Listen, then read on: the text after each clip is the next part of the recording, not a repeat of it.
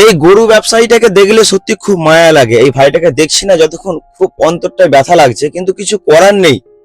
প্রত্যেক মুসলমান সমাজ তাকে কিন্তু খারাপ কথা বলেনি, তাকে একটা কথাই বলেছে যে আপনি আপনার গরু নিয়ে বাড়ি চলে যান, আপনারা গরু বিক্রি করতে আসবেন না। কোনো মুসলমান সমাজ গরু কিনবে না, গরু কোনো মুসলমান খাবে না, কারণ গরু হচ্ছে আপনাদের মাতা, আপনারা নিয়ে চলে যান। সত্যি খারাপ লাগলেও কিছু করার নেই। বহু মানুষ লোন নিয়ে গরু কিনেছে, বহু টাকা লোন নিয়েছে। তারা ভেবেছিল কুরবানির সময় বিক্রি করবে, তারপর তাদের লোন শোধ হবে, আর্থিক কিছু তাদের সমস্যা মিটবে, ছেলে মেয়ের পড়াশোনা হবে, এইভাবে তারা করেছিল। তো যাই হোক, আপনাদের মাথা আপনারা রাখুন, কোনো মুসলমান গরু কিনবে না, গরু খাবে না। আর কেউ খারাপ ভাববেন না দয়া করে। কারণ একটা জিনিস মনে রাখুন, রাস্তায় যে গরু ঘুরে বেড়াচ্ছে তারাও আর ঘুরে বেড়াবে না। কেউ আর গরু অবৈধভাবে বিক্রি করতে পারবে না। কোনো গরু যে জবাইয়ের জন্য কসাইখানা চলে যাচ্ছে সেটাও আর যেতে পাবে না। তাহলে কোন গরু একমাত্র থাকবে কোথায়? না আপনাদের বাড়িতে, মাথা হিসাবে থেকেই গেল। এখানে কোনো মুসলমান সমাজের দোষ দেবেন না, মুসলমানরা কিন্তু কিছু করেনি, তারা আপনাদের সহযোগিতা করেছে যে গরু আপনাদের মাথা আপনাদের কাছে থাকুক। কিন্তু এখন প্রশ্ন হচ্ছে এইখানে, যারা গরু লোন নিয়ে কিনেছে তাদের লোন কে শোধ করবে? গোরক্ষক কমিটি? যারা নিজেদের ছেলে মেয়ের পড়াশোনার জন্য এইরকম একটা ব্যবসা বেছে নিয়েছিল, তাদের ছেলে মেয়েদের পড়াশোনা কে করাবে? গোরক্ষক কমিটি?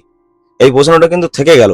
আর আপাতত তাদের তোমরা সাহায্য করতে না পারলেও তাদের লোনটা অন্তত শোধ করে দেওয়ার ব্যবস্থা করে দিও। কারণ কোনো মুসলমান গরু কিনবে না। আর আমি প্রত্যেক মুসলমানের কাছে হাত জোর করে বলবো যে গরু মোটেই কিনবেন না। কারণ একটা কারোর ভাবা আবেগে আঘাত দেওয়া উচিত নয়। কারণ কারোর মাতা, আমাদের কাছে গরু হতে পারে, কারোর কাছে মাতা। অতএব সমাজকে ভালোভাবে রাখতে হবে, সমাজ ভালোভাবে থাকবে। অতএব গরু বয়কট করুন।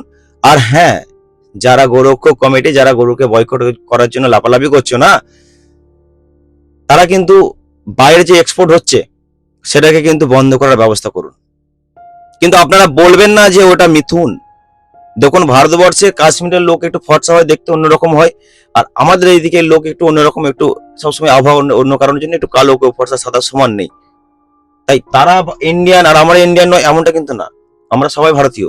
ঠিক সেরকম যারা জঙ্গলে থাকে, যেসব গরুদের গায়ে একটু লোম বেশি, তারা মিথুন নয়, তারাও কিন্তু গরু। এটার নাম করে দিয়েছে এই কারণে, এক একটা জায়গায় এক একটা নাম, জার্সি গরু, মিথুন, কোথাও মহিষ, কে কে আমাদের জায়গায় অনেক লোক মোষ বলে, কেউ কোনো জায়গায় ওটাকে কারা বলে। ঠিক সেম জিনিস, এই নাম দেওয়া হয়েছে, তাই বলে যে ওটা গরু নয় এটা কিন্তু ভাববেন না। তাই যারা মিথুন বলে চালিয়ে দিচ্ছে বাইরে এক্সপোর্ট, তাদেরকেও বন্ধ করতে হবে ভাই। কিচ্ছু করার নেই, সমাজ পাল্টেছে, মুসলমানও পাল্টেছে। কেউ গরু খাবে না, গরু কিনবেও না। এরপর আপনারা দেখুন আপনারা কি করবেন আপনাদের গরু।